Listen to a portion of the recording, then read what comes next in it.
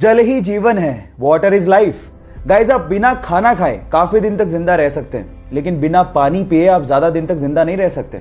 लेकिन उन जगहों का क्या जहां पर साफ पानी आता ही नहीं है, मिट्टी वाला गंदा पानी आता है और वहां के लोगों को मजबूरन ये पानी पीना पड़ता है। अब क्या करें?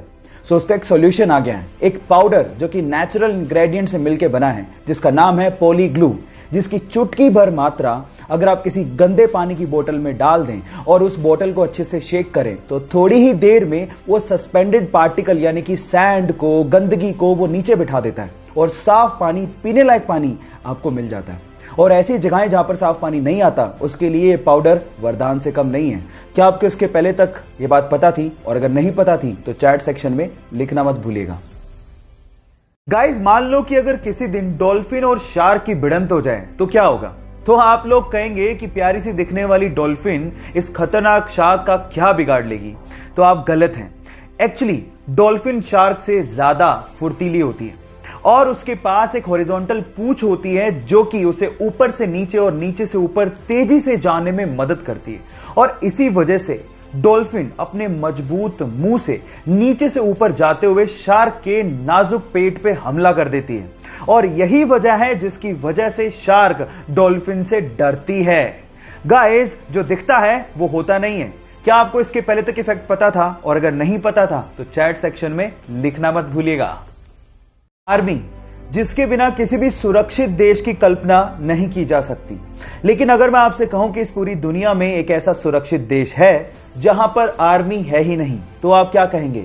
जी हां गाइस, उस देश का नाम है ग्रेनेडा, जिन्होंने अपना पैसा आर्मी बेसिस बनाने की बजाय बीचेस पे लगाया, एयरक्राफ्ट करियर बनाने की बजाय क्रूज और बोट्स पे लगाया। ग्रेनेडा, जहां पर ग्रेनेड नहीं बल्कि कोको का प्रोडक्शन होता है और बहुत ही यमी चॉकलेट्स प्रोड्यूस की जाती हैं। काश कि हर जगह ऐसा होता। No military, no weapon, no war. आपको यह आइडिया कैसा लगा? चैट सेक्शन में लिखना मत भूलिएगा। कनाडा के एक 23 साल के लड़के को एक्सीडेंट की वजह से अपना पैर गंवाना पड़ा और उसके जस्ट बाद ही उसे कैंसर भी हो गया। डॉक्टर्स ने कहा कि तुम कैंसर की वजह से ज्यादा दिन तक जिंदा नहीं रह सकते। तब उसे समझ में आया कि कैंसर पे रिसर्च कितनी ज्यादा जरूरी है ताकि लोगों की जान बचाई जा सके।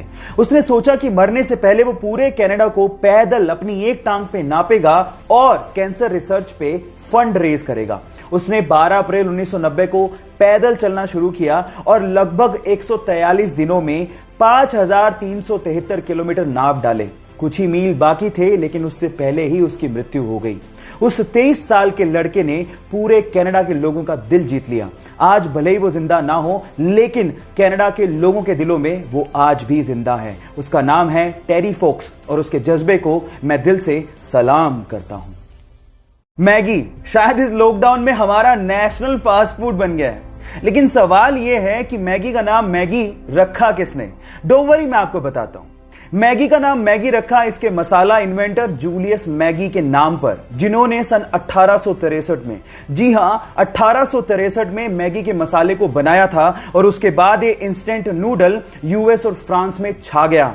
और उसके बाद सन 1947 में नेस्ले ने मैगी को खरीद लिया और फिर 1983 में ये भारत में एंटर हुआ। और उसके बाद आज भारत मैगी का सबसे बड़ा मार्केट भी है। क्या इसके पहले तक इफेक्ट आपको पता था? और अगर नहीं पता था तो चैट सेक्शन में लिखना मत भूलिएगा।